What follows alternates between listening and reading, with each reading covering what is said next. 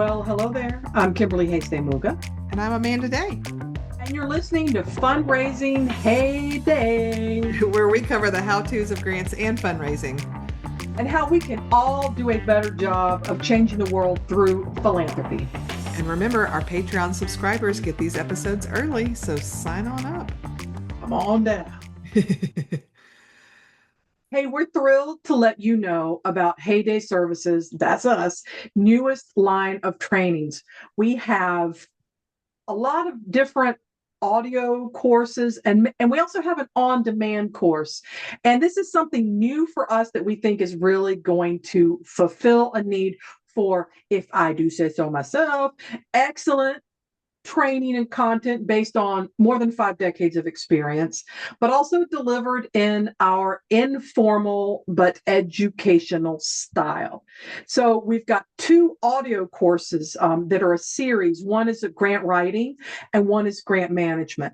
Perfect if you're being voluntold to write grants and you're like, my heavenly day, where do I start? Or if you want to help educate others in your agency, maybe you're trying to get a team and they're like, oh, but you're the grant writer, write the grants. Or if you have clients that need a little extra help that you, because you are booked and blessed, do not have time to give. These are modules for grant writing, as I said, and grant management. They're $19.99 a module. It's about 20 to 30 minutes of an audio recording, kind of like what you're listening to right now, this podcast, right? But it's very focused content. Mm-hmm. And there's a resource guide that you get with each audio recording. You can purchase an entire series of either grant writing, grant management, or both.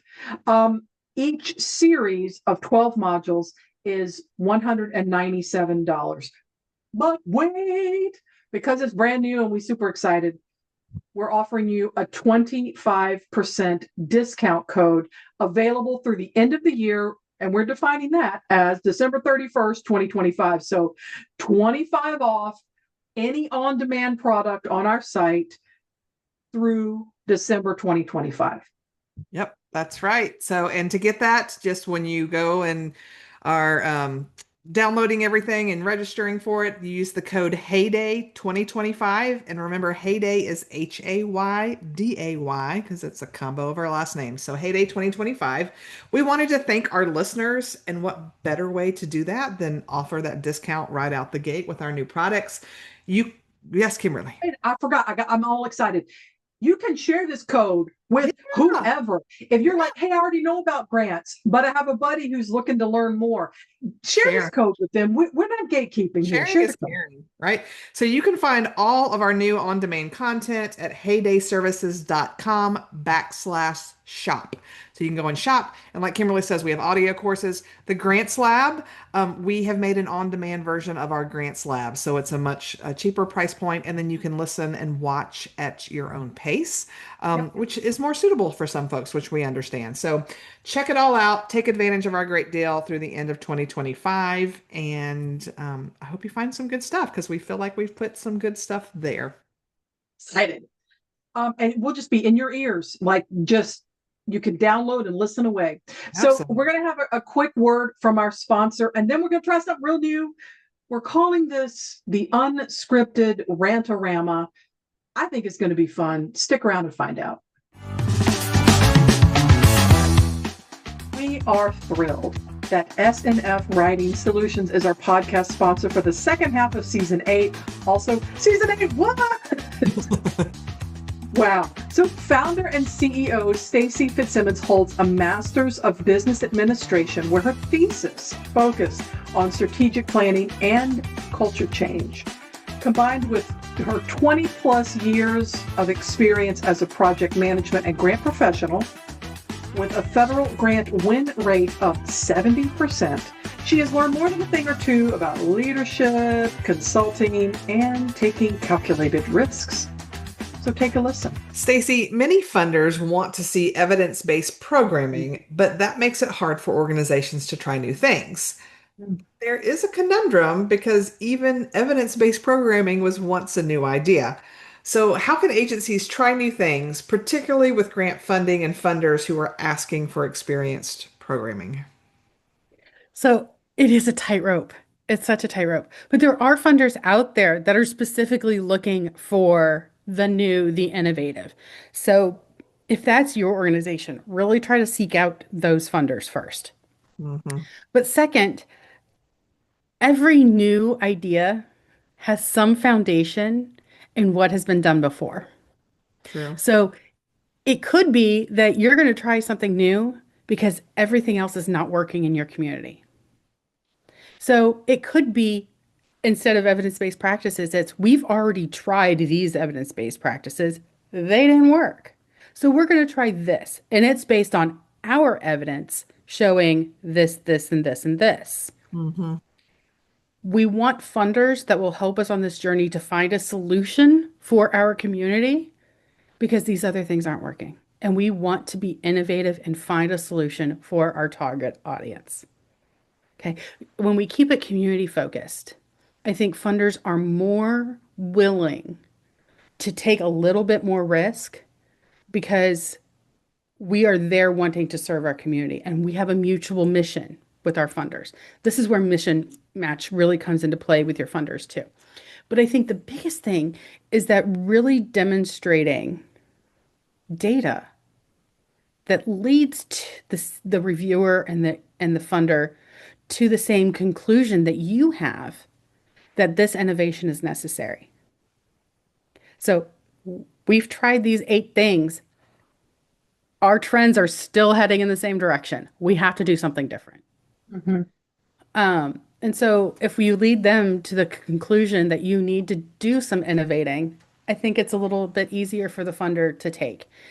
And you can also, I mean, there's probably something out there that supports your idea, right? So find that too.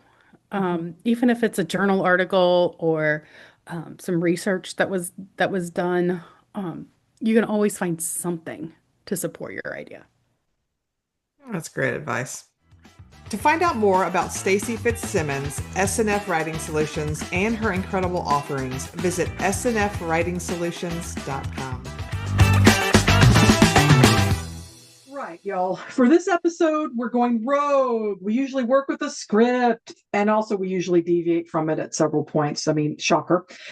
These off script and quasi ranty episodes seem to be the ones you like best when we look at our downloading and listening data. Um, so come along with us. We're going to do an unscripted ride on grants and fundraising topics that are very near, but usually not always super dear to us. That's right. And so we've kicked around a few ideas and had asked some folks for some ideas and came up with a few that felt very rant worthy. So, Kimberly, why don't you kick us off? Oh, delighted. Oh, number one with a bullet for me is what I am going to call snake oil grant consulting and training and the damage it does to everyone involved. Let me explain. So there are so many wonderful, wonderful consultants doing excellent training in the grants field. First of all, 100%. I could think of probably at least 8 or 10 right off the bat, right? Some of whom who have been our sponsors in the past, right? Because Or we been don't, on this show. Yeah. or been on the show. And it's like, that is great. And there needs to be, we never want to say that we are the only trainers around. We're really good, but we're not the only ones around that are also good and solid and trustworthy. But man, oh man, there are a lot of folks out there that are making promises and I promising things that are not exactly truthful, in my opinion, Hmm. that not only damage the people who may have paid thousands of dollars for training, but also, and perhaps for me more significantly, can erode the abilities of agencies, whether it's nonprofits or local governments or whomever, who might contract with people who don't really have the training they think they do.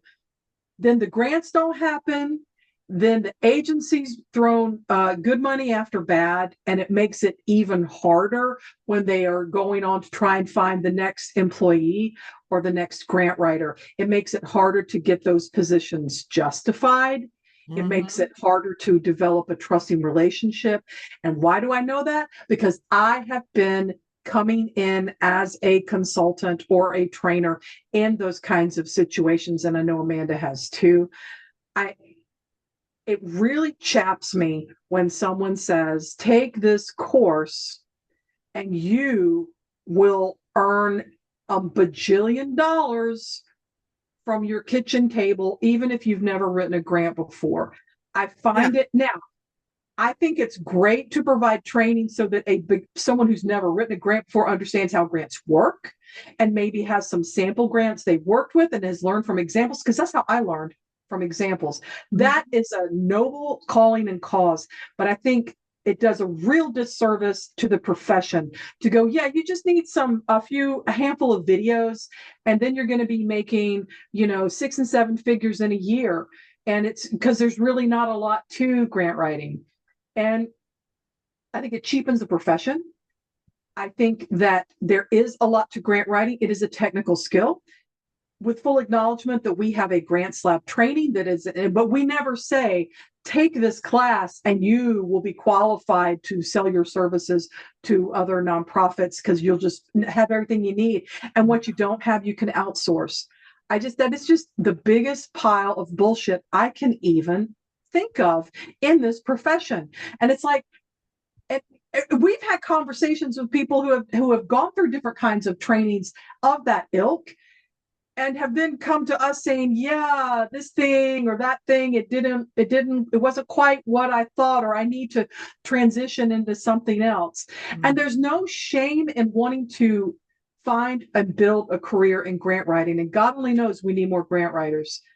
But to sell your services as, oh yeah, we'll just give you this little piece of paper and you're out writing grants as a consultant with no experience. I don't think that's a great way to do business. And I think it is kind of snake oil. You're selling this get rich quick scheme in a way that it doesn't feel right.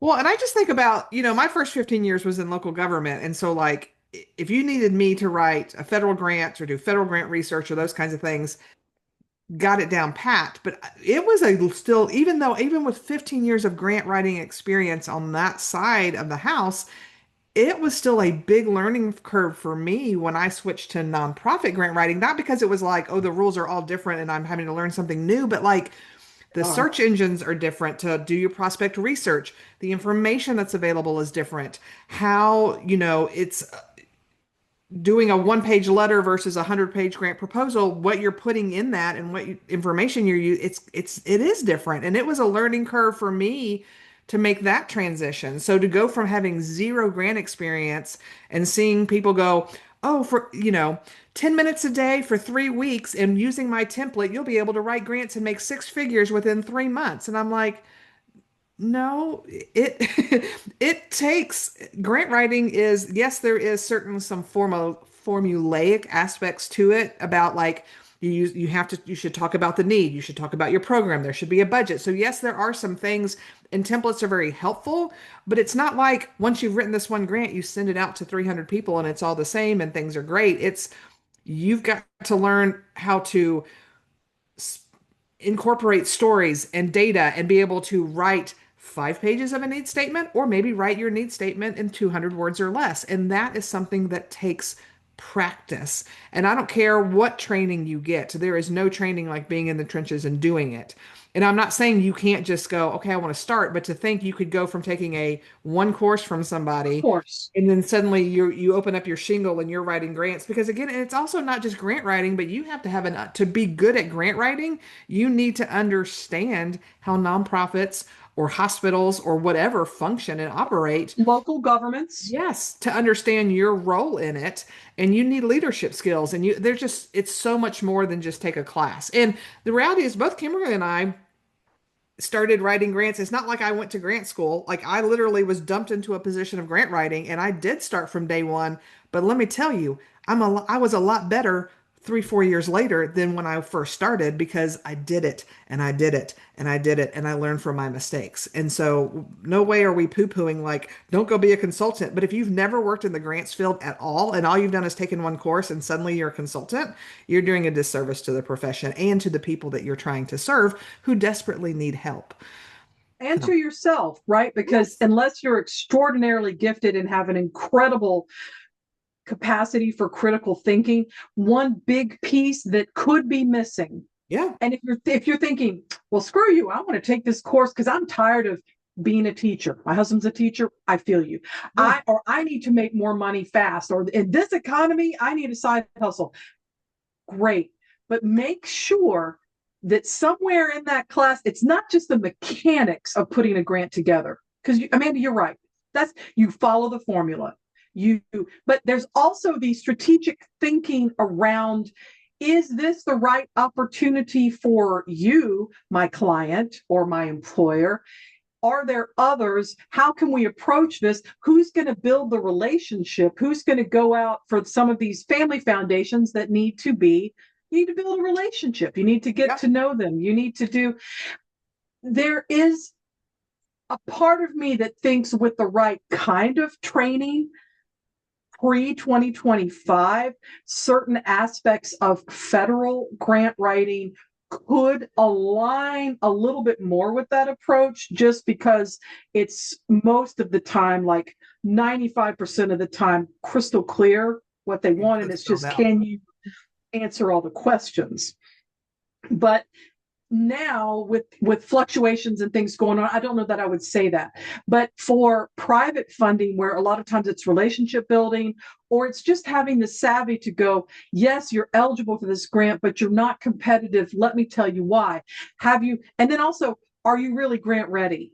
Because it's so much more. Successful grant seeking is so much more than, can I fill out this form to the best of my abilities? Right. But if they're an organization that's 2 years or younger and they don't really have a budget, and you're cobbling together stuff and putting this stuff out there, you're not setting anybody up for success. So I'm not convinced at all that that is the way to go. And if you're listening and thinking, well, what do I tell people who want to write grants but don't have any experience? I would say get some experience. And I would say do that by, if you are able to, as I did, I transitioned from a position in community education into a foundation of a larger organization, if that works for you. So it was kind of like an apprenticeship. And I realize that doesn't happen for everybody. If there are ways to join the Grant Professionals Association, or if you really want to be a career grant manager consultant kind of person, maybe join NGMA and take some courses. There could be larger consulting firms that are looking to hire people who want to move into grant writing and want to kind of train you up. Yeah. And that will not be a 6-figure job when you start, but it will be you're going to kind of be paid to learn. Mm-hmm.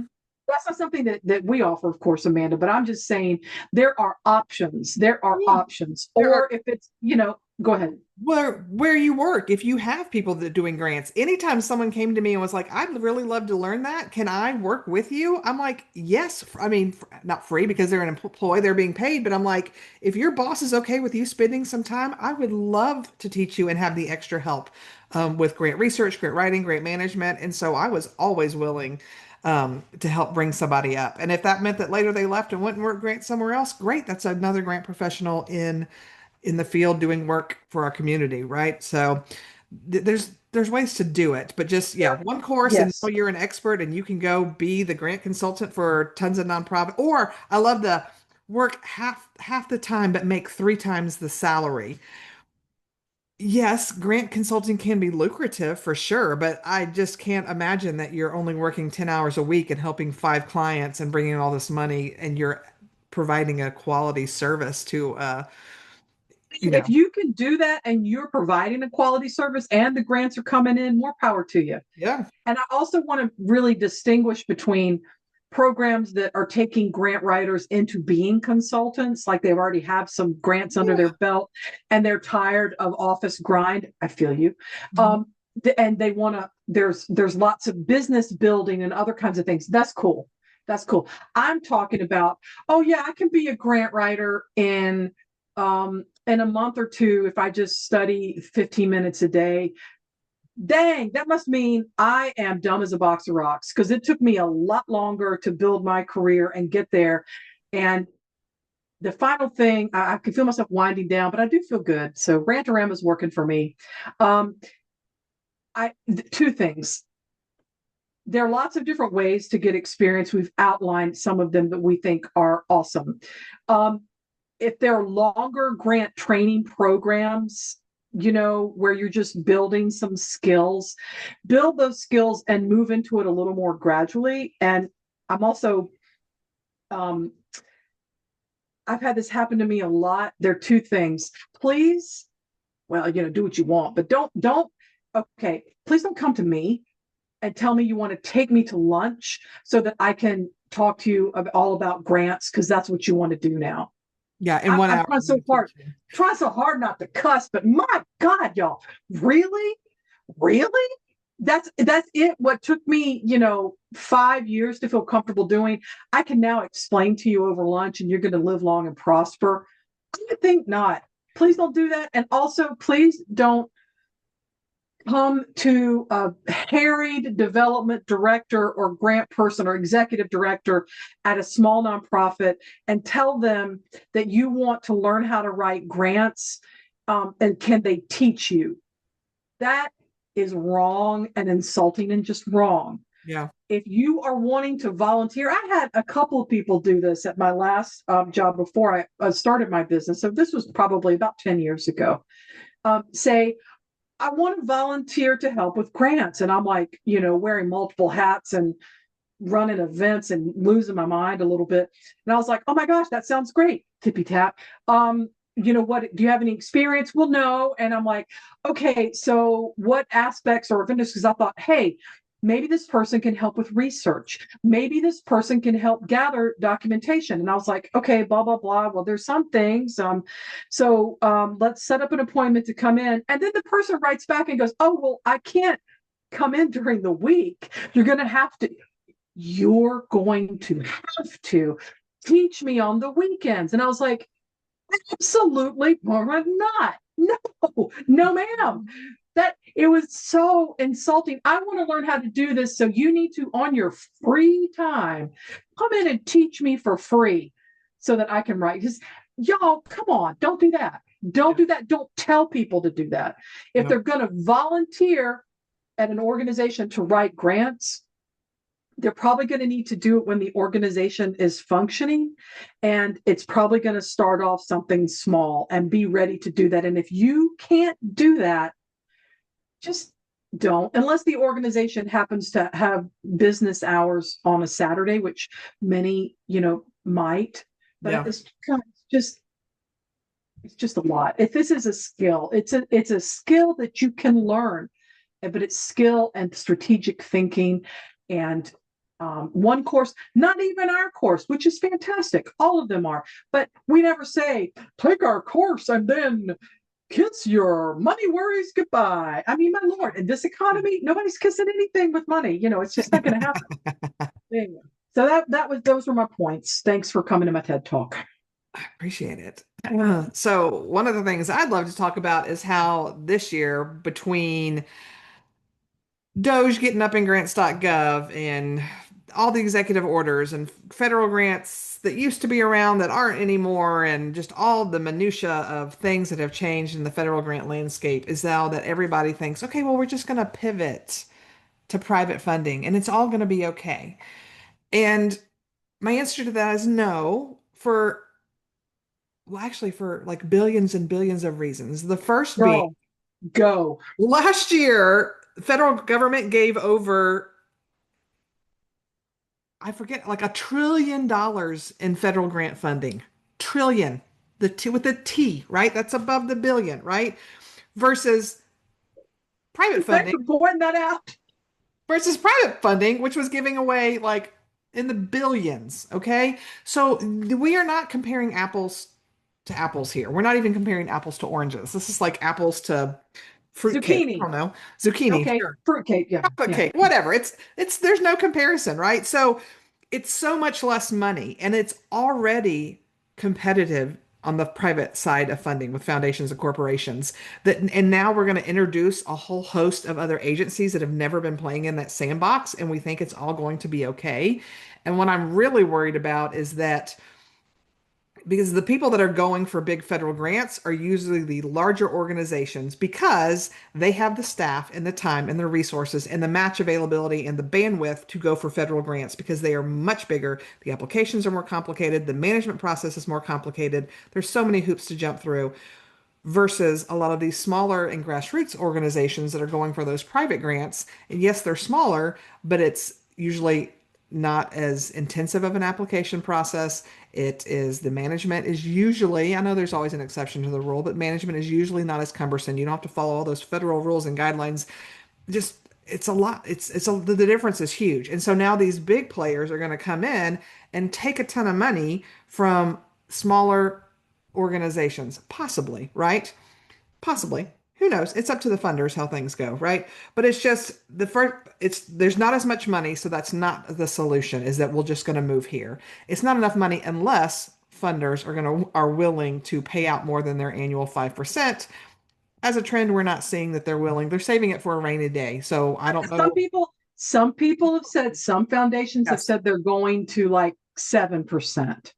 Which, okay, that's a start. Yeah, but some aren't budging from 5%, and but anyway, so it's not a good solution because it's more need, less funding. It's going to be a problem. So I would love to add to that, my friend. You have hit those major points so beautifully.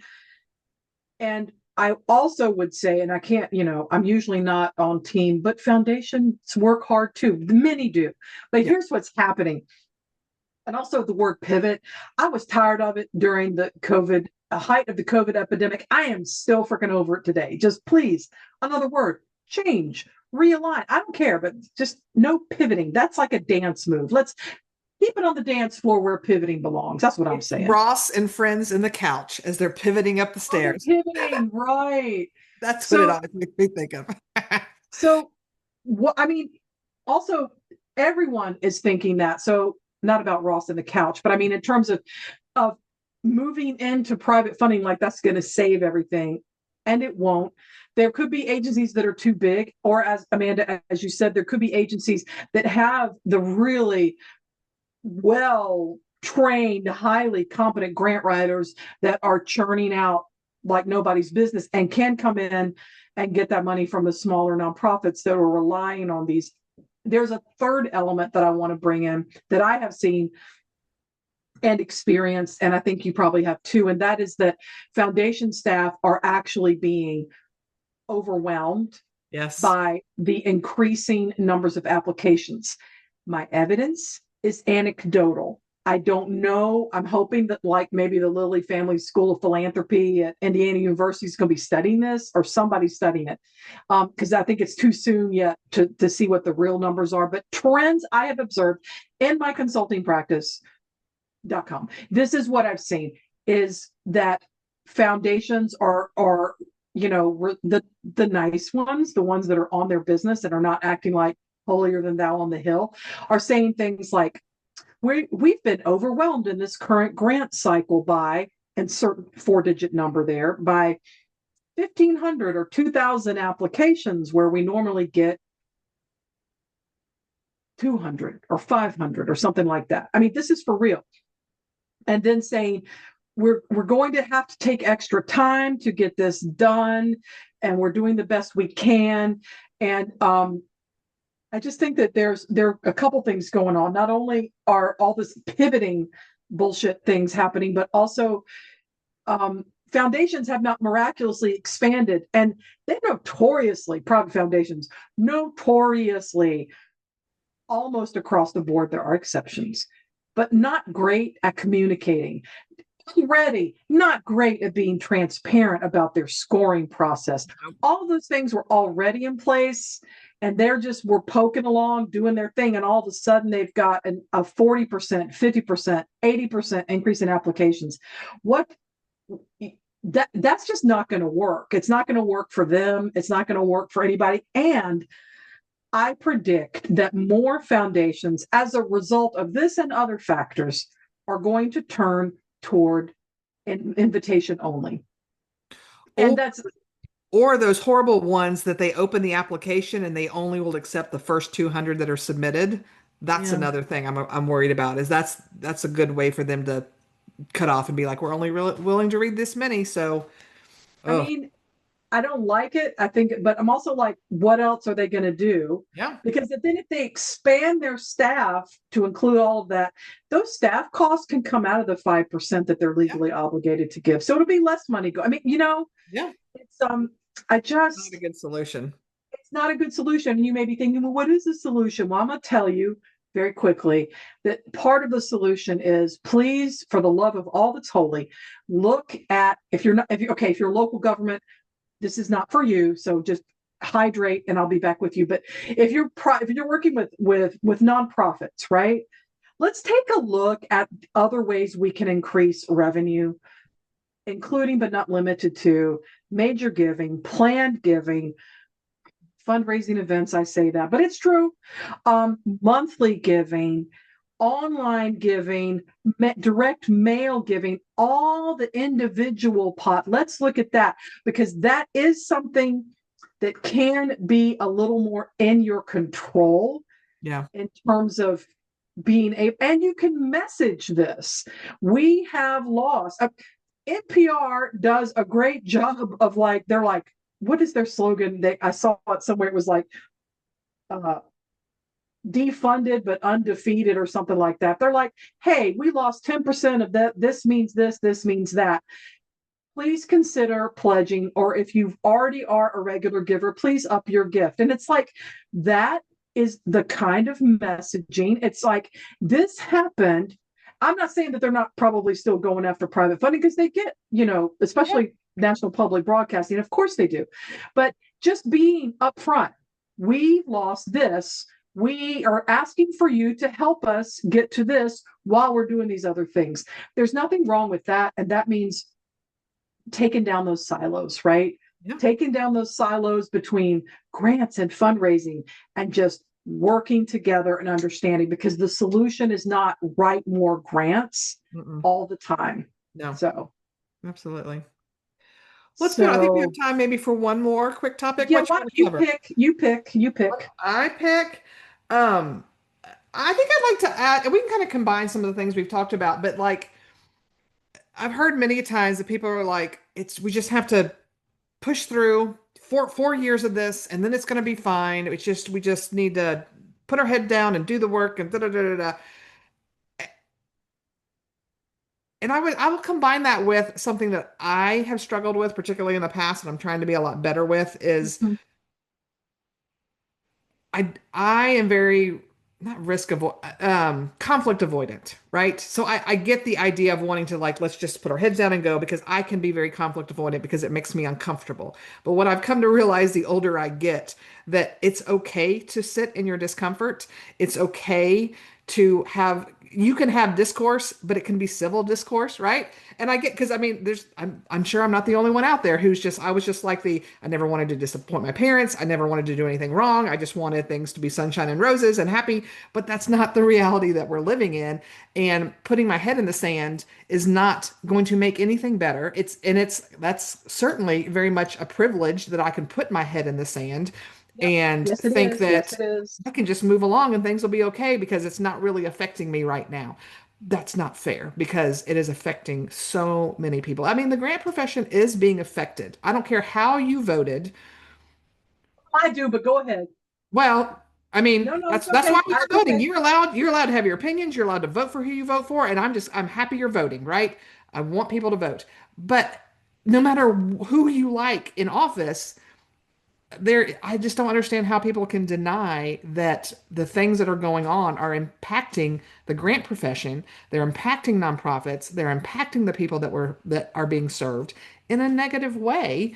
And it's not going to change if we put our head down in the sand and thinking it's all going to be over when we get a new president.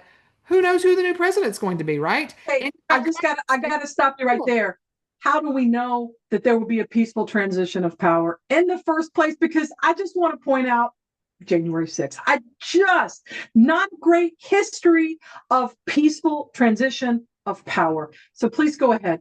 yeah, well, so that's my thing is that we just, you know, I think if you're having those feelings of I just hate discomfort and I just want to ignore it, I'm not silently, I'm loudly begging you to don't do the ostrich things, but put your head up and start looking around and thinking about this, even if it's small little things. Like for the first time this year, I've emailed before, but this time I was like, you know what? I'm picking up the phone. I have called my congressmen and women and said, hey, this bill's coming up. This is how I want you to vote. This is who I am, right? And I know a lot of people are like, well, I can't do that because I work for so and so. My Actually, you Lord. are a private citizen who are allowed to have your own thoughts and feelings. You don't have to tell your office that that's what you're doing, right? You can pick up the phone and call your senator and do that. On your own time, use On your your own own time. phone. I mean, Yes, let's. yes.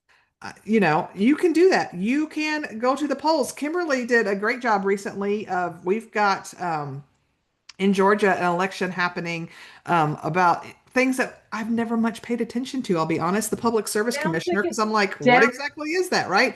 Well, they help set rates when it comes to um, is it They gas, approve the energy. they they approve the rates for utilities, including electricity, which is a big deal in Georgia now because we have a lot of um, people wanting to set up a lot of data centers, Yeah, which suck up an incredible amount of water and electricity. And I'm not a Luddite, but I'm saying, hey, you're going to make billions. Maybe you should pay for some of this infrastructure so Georgia Power doesn't raise rates on the people least likely to be able to shoulder. mhm. They're already talking about it. Oh, we want to build 2 new natural gas turbine. I'm like, how about no? How about if you want to come and build a big data center that doesn't provide a whole lot of jobs, by the way, but sucks up an enormous amount of power and water, you need to put your skin in the game, instead of Yeah. raising my rates so that, some Yeah.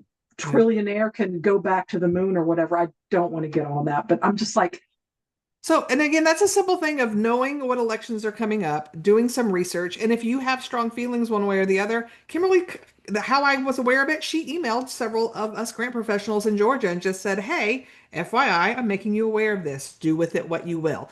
And I'm sure that took you all of less than 5 minutes to email I us. found there was a video, and I'm like, this is a good video. And I wrote 2 paragraphs. And if you're a grant writer, I know you got 2 paragraphs in you, and you're able to send an email. Send it from your personal email. So I don't, but Yes. I just please. And if you see me anywhere, no, first of all, I'm not always 100% approachable because I'm real introverted and I get that. But don't even come around me and go, oh, this is so horrible, but we just only have 2.5 more years and it'll be over, and expect me to be anything but sort of moderately hostile in my response, particularly if you're a white person. And frankly, the only people that could even think about saying something like that now are white people. And if you are listening to this and you're a white person and you're like, oh, I just don't want to believe it's good, it's all going to work out. It's like, you know what, Brenda, Mary, Ashley, whatever your name is, Kimberly, lots of Kimberly's my age. You don't know. And if doing simple things like getting and informing your network of people, like I said, hey, let's make sure that the Public Service Commission, it reflects the state. These are 2 positions open. It's super rare that this happens. Here's the place to early vote. I didn't go, if you don't do this, you suck, or how dare you not think this is important. It was just reaching out and connecting. And I think that's the thing that you can do, whether or not you're a nonprofit employee and your agency can't lobby. We get that. But this isn't lobbying. This is a Yeah. private citizen educating other private citizens. And you may say, well, what's the difference? What is the difference? It won't matter. if we all thought that, I'm sure a lot of people in Nazi Germany thought that. There's nothing we can do. Or it doesn't really bother me because I'm not Jewish, or I'm not Catholic, or I'm not gay. I'm sure a lot of people thought of that. And you know what? Why don't you just sit with yourself and get on the right side of history while you have a chance?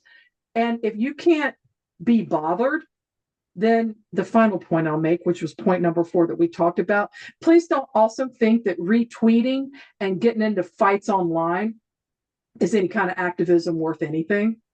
You know, if you don't have time to do things, don't spend your time criticizing other people who are trying to do things and sometimes get them right, sometimes get them wrong, and think that you are just such a hardcore activist. You're getting retweeting or re-Xing. I don't know. I'm not on Twitter anymore, but Reposting. That covers.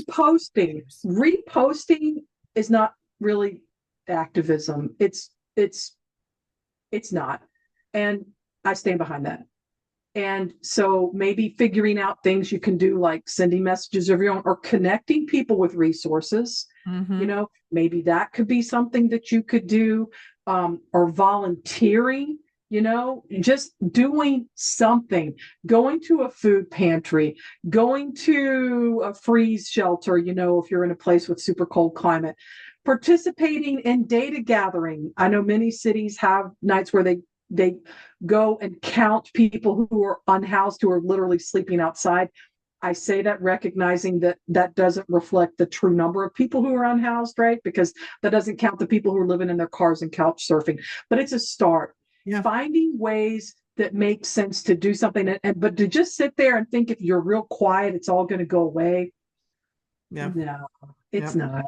And we're not saying you have to do all the things, but find the things that are within your ability and and not even, I would not forget comfort. I stretch outside of your comfort and do some things like it's, God, be uncomfortable, because there are people who are uncomfortable every day just because the way they look or who they love, right? Yep. Just for being, they're uncomfortable in this society. So you know what? You can be a little, oh my God, you can handle it. Yes. Brenda Kimberly, whatever your name is, you can handle it. You're going to be okay, and you might learn something. So when people say, oh, you need to get out of your comfort zone, that means you're going to be uncomfortable. And if you think that you were destined to live a comfortable princess kind of life and nothing bad is ever going to happen, I feel like you may be deluded, and you may need some help. I'm not saying I want everybody to suffer, but because I don't. But if you can just be a little uncomfortable trying to do something that you believe is right as a starting point, it's going to be okay. It's going to be okay. Yeah. Well, and I'd say too, if you're still with us and you're like, I come to Fundraising HayDay for the how-tos and the information about grants. What the heck does this have to do? It has to do so much with the work that we're doing. I mean, at the end of the day, I hope I speak for all grant professionals when I say we're doing this work because of the end results, which is helping the communities and the environment and the people and the dogs and the puppies and all the things that we're trying to make lives and the earth better for through grant writing, right? And things that are happening this year are detrimental to the profession of grant writing and to so many people. And and it may not be detrimental to you personally right now, but but people are hurting, and I hope you have enough sense of love decency, for your fellow man. Humanity. Yes. Can you be a human being and care about people who might be a little different than you? Maybe. Yes.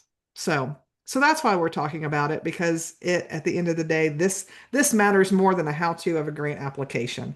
Which we do provide, and we've been providing since 2018. And if by listening to this, you're like, oh my God, you're too divisive, then don't sniff around. We're good. We're good. We're going to continue. But I remember our tagline is how we can all do a better job of changing the world through philanthropy. Our tagline is not listen to this podcast and you'll be able to earn 6 figures and life will be great. That's not this. You're bringing this full circle. I love it. Because I can. Oh. So, you know what? If you listened and you like this, let us know, right? Let us know. Hello at HayDay. If you listened to it and didn't like it, you can do that too. Hello at HayDay. So, I think I kind of like this. What did you think about this?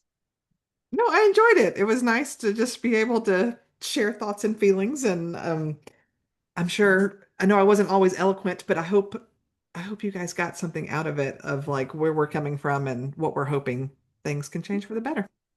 I think sometimes talking things through, and also I feel like we're better together because we come from different backgrounds, we have Yes. different views about things, but talking it through, I really enjoyed it.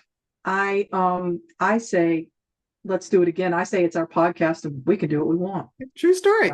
But listen, we want to thank you for listening in, whether this is your first episode or whether you've been with us since season 1 in 2018. We're grateful for your patronage. Really, we are. And we treasure the community that's come together around this. We do have a Patreon. It's fundraising HayDay /Patreon or Patreon. Patreon.com/fundraising HayDay. There you go. Why Amanda's here. I'm just spouting off crap. I don't even know. But yeah, so we have a link. It's free. There's definitely free levels, and we would love to have you come join that. If you love what we're doing and you have the wherewithal to support us, there's some paid subscription levels where you get more stuff like this and other special things. Also, I just want to say I remain grateful for this community, and I do realize that speaking extemporaneously and expressing opinions can open some doors and slam others shut, and I'm okay with that. I'm okay with that. What I'm not okay with is never rocking the boat when I think that the boat is heading toward a big waterfall, that's not boat friendly. Yeah. And also, I just think that being flexible and trying new things in new ways is a good skill set to have. And I think it's worthy of practice. Right now, I can't think of a better thing to do than to look at new ways of doing things. Thanks again to today's sponsor, SNF Writing Solutions. If you want to learn more about all that Stacy and her team offers in terms of resources, coaching, and writing services, visit their website at snfwritingsolutions.com. As always, thanks for joining us. We wouldn't do it without you. We're so glad that you were here with us today. We'll be back in your ears in 3 weeks this time because we're not going to drop an episode on Thanksgiving. We hope you're enjoying some good eats and some time with those you love dear. So we'll be back in 3 weeks with our final episode of season 8, which is our top 10 ways that we have survived 2025. So we hope to see you there. See ya. Bye.